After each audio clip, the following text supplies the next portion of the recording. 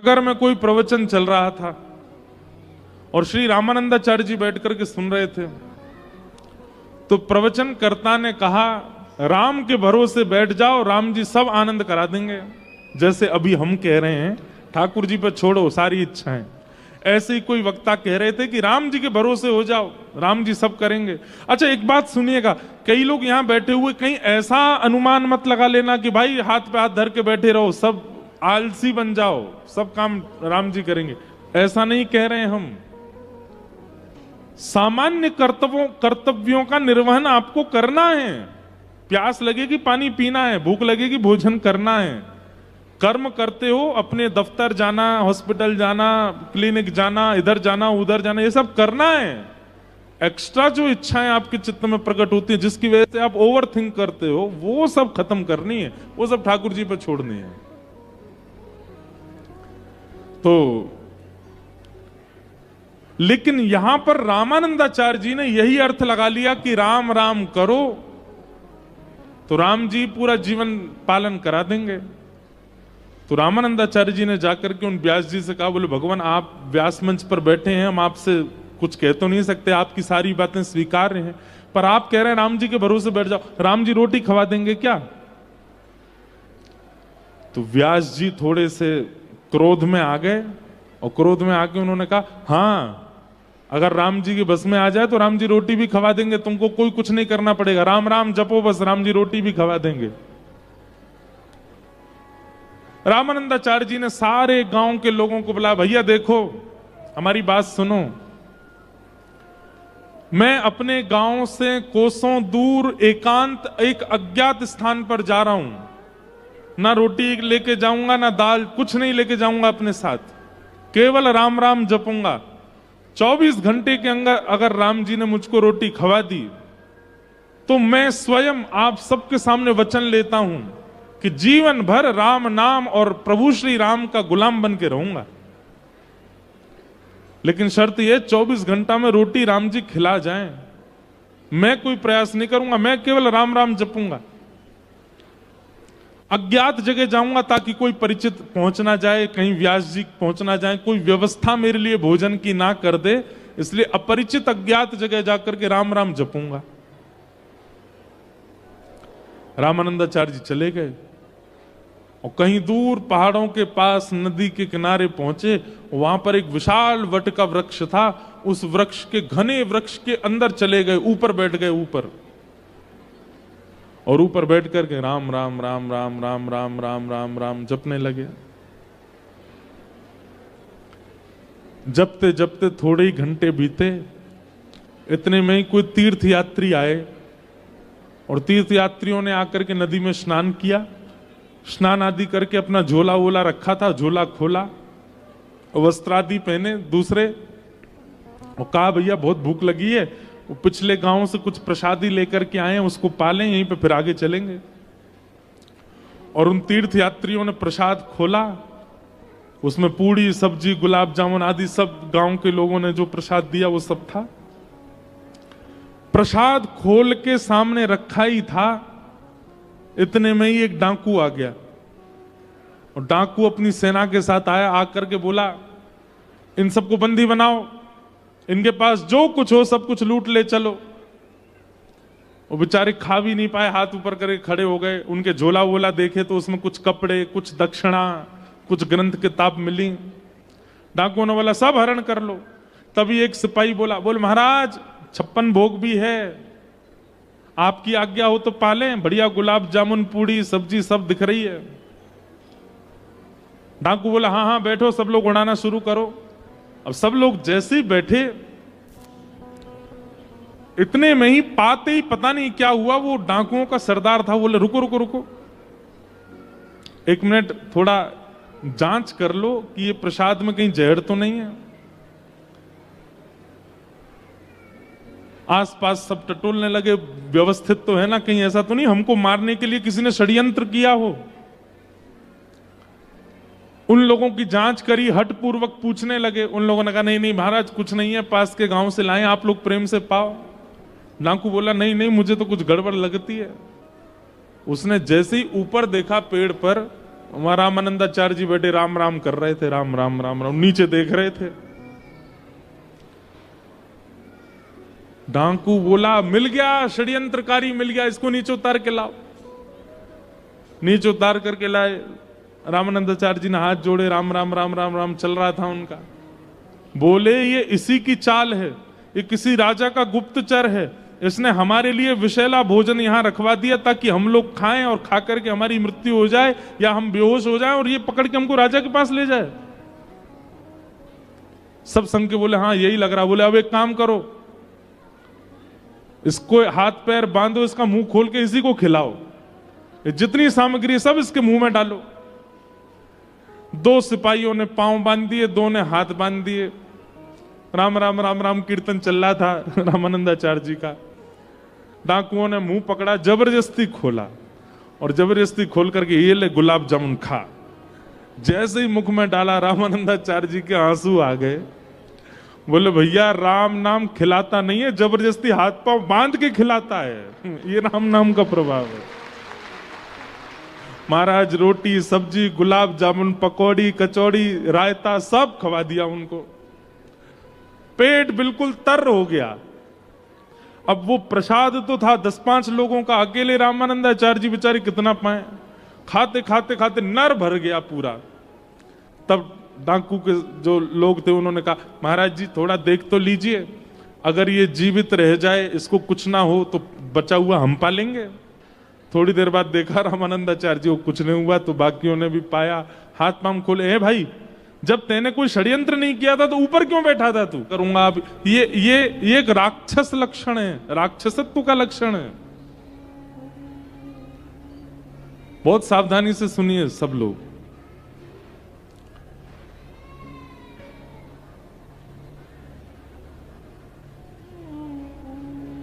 ये राक्षसत्व का लक्षण है। क्यों? कभी ये स्थिति सबके जीवन में आई है कि आप सबके साथ कुछ ऐसा हुआ और आप सबने उसी समय प्रण लिया कि अब देखना मैं क्या करता हूं। उसी समय से आप राक्षसों की तरह सोचने लग जाते हो।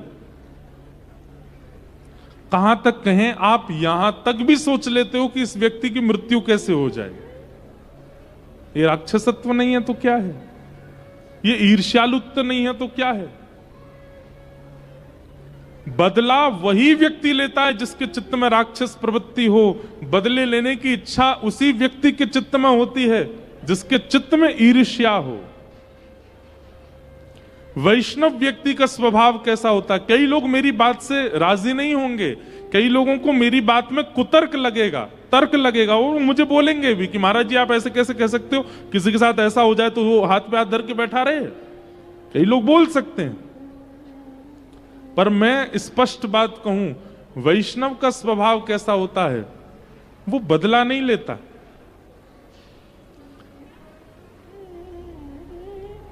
घटी हुई घटना पर भगवद इच्छा मानता है और भगवद इच्छा मान करके उसको जो भोगना है वो प्रकृति पर छोड़ देता है। और ये बात निश्चित मानिए, प्रकृति मतलब पृथ्वी, अग्नि, जल, वायु, आकाश, इनको प्रकृति कहते हैं। व्यक्ति जब अपने साथ घटी घटना का बदला नहीं लेता तो पृथ्वी, जल, अग्नि, वायु, आकाश उससे बदला लेते हैं। कुछ ना कुछ प्रकृति ऐसा करेगी। जैसे कई बार ऐसा होता है, घर में आपकी किसी से नोक झोंक हो गई, आपने किसी को बहुत सुना दिया, जबरदस्ती सुना दिया। आप पलटकर जैसे ही आगे चले तो पैर के नीचे छिलका आ गया, रिपट के आप गिर गए। तो दूसरा व्यक्ति क्या कहता है? मिल गया फल, और लड़ ले मुझसे। और ये वास्तविकता है, ये कोई मनगढ़ंत बात नहीं, ये वास्तविकता है। प्रकृति बदला लेती है। कई बार आप किसी संत के प्रति दुर्भाव रखते हो, घर में बैठे बैठे आपने मन में सोच लिया यार वो संत अच्छे नहीं है, वो तो ऐसे हैं, वो तो ऐसे हैं, और ये तो ऐसे हैं। और आप सोचते सोचते चाय पी रहे थे, अचानक गरम गरम चाय फैल गई, जल गए। मन में आई यार बहुत तेज जल गए। क्यों? प्रकृति बदला लेती।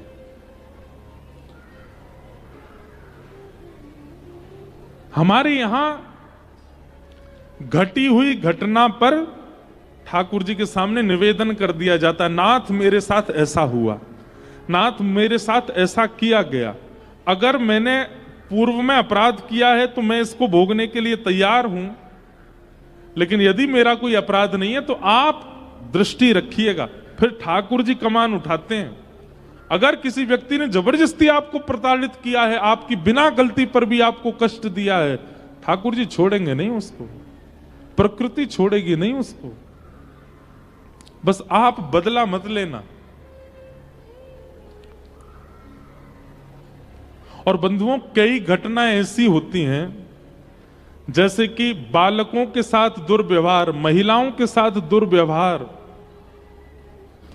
जबरदस्ती आपके साथ किसी ने आपके जमीन पर, आपके घर पर या आपके किसी चीज में टांग अड़ा करके आपको कुछ मिलने वाला था उसमें घाटा करवा दिया, जाने दो।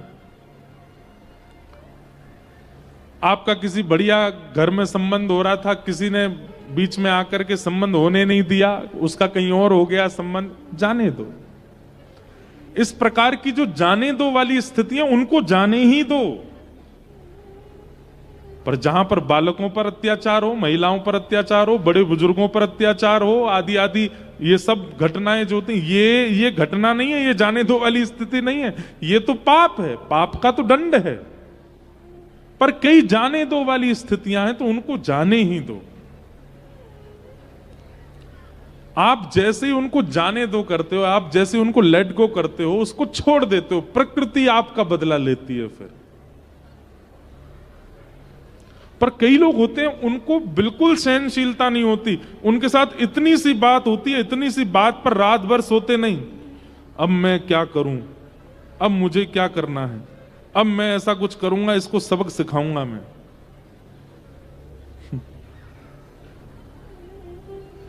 ये सबक सिखाने वाली स्थिति राक्षसों की होती है, मानवों की नहीं। अब आप सोचो, रावण राम जी का युद्ध किस घटना से हुआ, बताओ।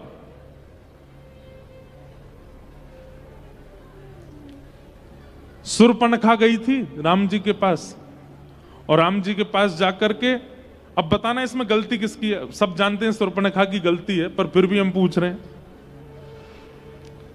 शूर्पणखा ने जाकर के राम जी से क्या कहा, मुझसे ब्याह कर लो, आप बहुत सुंदर हैं और आप बहुत सौम्य दिखते हैं। और एक मानस जी में तो ऐसा वर्णन है कि पूतना ने ऐसा कहा कि इतने सुंदर नहीं हो आप, राम जी से कह रही है, इतने सुंदर नहीं हो, पर हां काम चला लूंगी मैं, मुझसे ब्याह कर लीजिए आप। राम जी ने कहा, ये दिख रही हैं आपको दूर बैठी हैं शिला पे, बोला ये हमारी गृहिणी है, हमसे अच्छा है कि उनसे ब्याह कर लो, वो जो पतले से घूम रहे हैं ना नीचे, उनसे ब्याह कर लो आप जाके, हम तो ऑलरेडी रिजर्व्ड हैं। और बड़ी पत्नी के सारे अधिकार होते हैं, तो पहली पत्नी वही है, बड़ी पत्नी आप छोटी बन के जाओगी तो कैसे काम चलेगा। शूर्पणखा तुरंत चली गई लक्ष्मण जी के पास। सबसे पहली बात, शूर्पणखा के चित्त में अकेले राम जी नहीं है, वो जहां चाहे भटक सकती है, जहां चाहे जा सकती है। स्थिरता नहीं थी शूर्पणखा के चित्त में। लक्ष्मण जी के पास गई, बोले सुनो हमसे ब्याह करो। और क्या कहती है, वो तो सांवले हैं, वो तो काले हैं, उनसे मेरी जोड़ी जमेगी नहीं, तुम मुझसे ब्याह कर लो। और उनकी तो पत्नी भी है, उनसे ब्याह करके क्या फायदा, तुम ही कर लो। लक्ष्मण जी बोले देखो, वो मेरे स्वामी हैं, वे मेरे स्वामी, उनकी पत्नी मेरी स्वामिनी, मैं तो दास हूं, और मैं दास तो मेरी पत्नी को भी क्या बनना पड़ेगा, दासी। बताओ दासी बनने में तुमको अच्छा लगेगा? दास बन के क्या फायदा, उन्हीं के पास जाओ, उन्हीं से कर लो ब्याह। और भैया ये तो क्षत्रिय राजा हैं, एक बहु पत्नी रखने की संभावना है, इनके पिताजी के 3-3 ब्याह हुए, आप भी कर लो। फिर से गई राम जी से जाके बोली, तुम ही करो मुझसे ब्याह। राम जी ने फिर उसको लक्ष्मण जी के पास भेज दिया। तो क्या बोलती है, बोले मैं तुम दोनों को खा जाऊंगी और तुम्हारे सहित इसको भी खा जाऊंगी, तीसरी जो है, मुझसे ब्याह करो। गलती किसकी है? शूर्पणखा की गलती है। जब अंत में शूर्पणखा ने यही कह दिया कि तुम दोनों को भी खा जाऊंगी, तुम्हारे साथ इसको भी खा जाऊंगी, अब ऐसी स्थिति में अगर आ जाए तो फिर तो कुछ एक्शन लेना पड़ेगा ना, अपने आप को बचाने के लिए तो कुछ करना ही पड़ेगा। लक्ष्मण जी ने उसके नाक कान काट दिए। अब नाक कान कटवाने वाले काम ही किए हैं उसने। और इसके बाद भी बताऊं, शूर्पणखा का भी पहले ब्याह हो चुका था, ये भी पहले से ब्याही ठियाई थी। इनके पतिदेव एक युद्ध में रावण के द्वारा ही मारे गए थे, स्वयं भी विवाहिता है। और उसके बाद लौट करके गई तो रावण से जाके क्या कहती है, उन्होंने मेरे नाक कान काट दिए। रावण ने ये नहीं पूछा क्यों काटे, क्या बात हो गई, क्या कारण था, केवल उनकी पत्नी के सामने मैं ज्यादा सुंदर लग रही थी इसलिए मेरे नाक कान काट दिए। रावण बोला अच्छा, और इसी बात पर विवाद हो गया। अब देखता हूं मैं, अब देखता हूं ये कैसे आगे चलेंगे। बस ये बदले लेने की आड़ में ही गया, सीता जी का जाके हरण किया, पूरी लंका का सर्वनाश करवा दिया। ये राक्षसत्व होता है कि हम बदला लेंगे।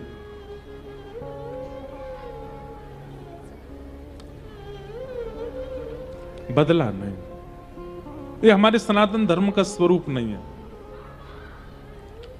अपराध पर, पाप पर दंड देना सनातन धर्म का लक्षण है, पर छोटी मोटी बातें, कुछ ऐसी चर्चाएं जिन पर अपने मान का हनन हो रहा है, अपनी इच्छाओं का हनन हो रहा है, अपने व्यक्तित्व का हनन हो रहा है, ऐसी जगह पर हमारे सनातन धर्म में छोड़ दिया जाता है, आगे बढ़ा जाता है, उस पर ज्यादा चिंतन नहीं किया जाता। प्रकृति उसका बदला लेती है। हमारे एक महाराज जी कह रहे थे, बोले पूतना के कान कट गए, कान कटते ही उसको भाग जाना चाहिए था, नाक कटाने क्यों खड़ी रही वहीं पे? भाई कान कटे उसके बाद ही तो नाक काटी होगी, और इतनी देर उसके पास थी कि दोनों को कटवाने के लिए खड़ी रही। तो हमारे एक महाराज जी बहुत सुंदर भाव बता रहे थे, बोले लक्ष्मण जी के पास एक तलवार थी, और वो तलवार कैसी थी, बोले वो ऐसे मुड़ जाती थी, गोल गोल हो जाती थी, मतलब अगर उस तलवार को ऐसे हिलाया जाए तो सर्प की तरह लहराती थी। लक्ष्मण जी ने उस तलवार की ही मुकुट बनाया, उसको ऐसे मोड़ करके मुकुट जैसा बनाया, और जाकर के शूर्पणखा के सिर पर धारण करके ऐसे किया तो दोनों कान और नाक तीनों कट गए। संत जन अपने अपने भाव बताते, नहीं तो ये बात विचारनी है कि कान कट गए तो नाक कटवाने क्यों खड़ी थी वहां पे। तो राम जी ने बदला नहीं लिया, राम जी ने तो स्त्री के सम्मान में युद्ध किया। तुम कैसे अबला नारी को हरण कर सकते हो? और उस युद्ध से पहले भी अंगद जी को भेजा है, उस युद्ध से पहले हनुमान जी को भेजा है कि जाके रावण को बता दो उसकी बुद्धि सुधर जाए, युद्ध की नौबत ना आए। लेकिन तब भी जब नहीं माना तब युद्ध हुआ, और युद्ध में ऐसा युद्ध हुआ विनाश ही हो गया, सर्वनाश हो गया। तो यह भी एक विवेक है कि कहां हमको एक्शन लेना है और कहां हमको शांत रहना है, यह भी विवेक है, और वो विवेक सत्संग से ही आएगा। कई बार हम ऐसी जगह बड़बड़ाने लग जाते हैं जहां पर हमको कुछ बोलना ही नहीं था, जहां मौन रहना था।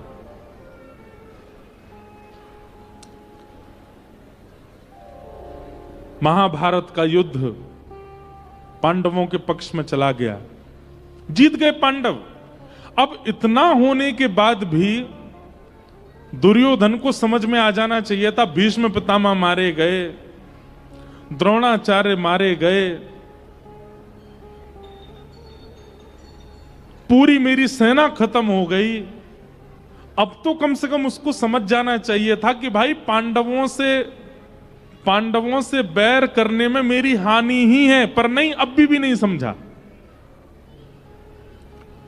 मरते मरते भी गुरुपुत्र अश्वत्थामा को बुला करके कहता है, जाओ जाकर के द्रौपदी के सोते हुए 5 पुत्रों को मार दो। अगर पांडव नहीं मरे तो उनके बच्चों को मारूंगा। ये राक्षस बुद्धि है।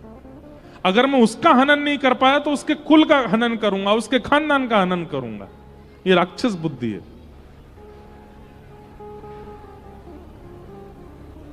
पिक्चरों में देखने में आता है ना, कभी कभी पिक्चर देखते हैं तो उसमें क्या मिलता है, गुंडे क्या करते हैं, किसी से उनकी जब बैर हो जाता है तो उनके परिवार वालों को किडनैप कर लेते हैं। ये गुंडे ही तो करते हैं। जब उससे काम नहीं बन रहा, उस पर कुछ नहीं कर पाते तो उसके परिवार को प्रताड़ित करते हैं। ये राक्षस बुद्धि है। दुर्योधन अचेत पड़ा था और अचेत अवस्था में अश्वत्थामा से कहता है, पांडवों को तो हम नहीं मार पा रहे हैं क्योंकि कृष्ण इनके साथ है, लेकिन द्रौपदी के 5 पुत्र हैं। यदि उन 5 पुत्रों का हनन होगा तो भले ही ये लोग राजगद्दी पर बैठ जाएं, लेकिन कल को पांडव जब मरेंगे तो इनका कोई तर्पण करने वाला भी नहीं बचेगा। कम से कम वहां तो हमको शांति मिलेगी जब इनके यहां कोई तर्पण करने वाला नहीं बचेगा। ये बुद्धि, ये राक्षस बुद्धि है।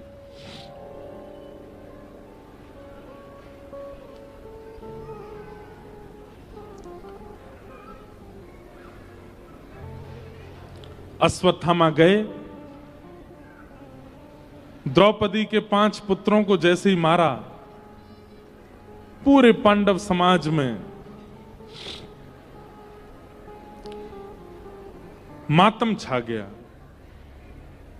द्रौपदी ने जबकि अपने पुत्रों के हत्यारे अश्वत्थामा को जीवित छोड़ने की आज्ञा की, पूरा प्रसंग आता है, आधी दाढ़ी मूंछ मूड़ करके उसको जीवित छुड़वा दिया। पर अश्वत्थामा ने अब और राक्षस बुद्धि दिखाई। क्या? 5 पुत्र तो मारे गए, पर अब भी पांडवों के समाज में इनको जल देने वाला एक बालक है जिसका भी जन्म ही नहीं हुआ। और वो कौन है? उत्तरा के गर्भ का बालक। जीवित लोगों को मारने तक की इच्छा में भी राक्षसत्व होता है, पर जिसका जन्म ही नहीं हुआ उसको मारने की इच्छा प्रकट करना, ये तो घनघोर राक्षस का स्वरूप है। और अश्वत्थामा ने उत्तरा के गर्भ के बालक को, जिसका जन्म ही नहीं हुआ, उसको मारने के लिए अश्वत्थामा ने ब्रह्मास्त्र छोड़ दिया।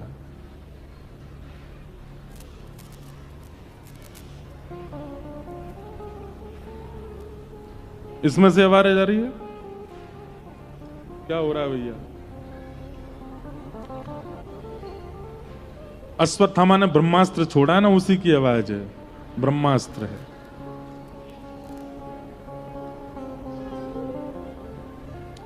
हम क्या कह रहे थे? एक मन में बात आई हमारे, आप कहें तो हम बोल दें।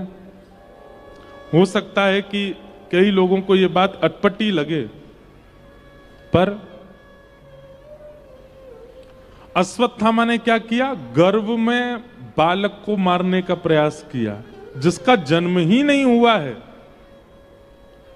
आज भी कई लोग अश्वत्थामा बन गए हैं, मांस खाते हैं, जीव को खाते हैं, ये तो पाप है। पर एक ऐसी वस्तु पाते हैं जहां जीव का जन्म ही नहीं हुआ है, उसको भी खा जाते हैं। और आपको जान के आश्चर्य होगा कि कई जगह लोग उसको मांसाहार मानते भी नहीं है। एक व्यक्ति हमसे बोला, बोले महाराज जी वो मांस कैसे? अभी उसमें मांस बना ही नहीं, उसके अंदर मांस का निर्माण ही नहीं हुआ, उससे पहले ही हमने उसको पका दिया, बना के खा गए रोटी उसकी। ये कोई नॉनवेज थोड़ी है, ये कोई गलत थोड़ी। अरे महाराज, आप भ्रूण हत्या करके पा रहे हो। कुछ दिन यदि नहीं मारोगे तो उसमें से बालक जन्म लेगा, एक जीव प्राणी जन्म लेगा, आप उसको पहले ही मार के खा जा रहे हो। आपसे बड़ा अश्वत्थामा कौन है?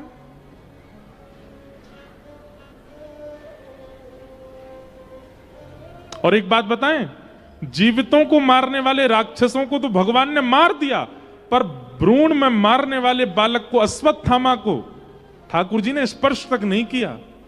स्पर्श नहीं मतलब इतना अपवित्र है, भगवान कहते हैं इसको स्वर्ग में भी जगह नहीं है, इसके लिए नरक में भी जगह नहीं है, इसको तो यही पृथ्वी पर ही पड़ा रहने दो। आज तक अश्वत्थामा अमर अवस्था में जीवित है, लेकिन ऐसा जीवन किस काम का? वो प्रसन्न नहीं है, वो सुख नहीं है, वो अत्यंत दुख में है।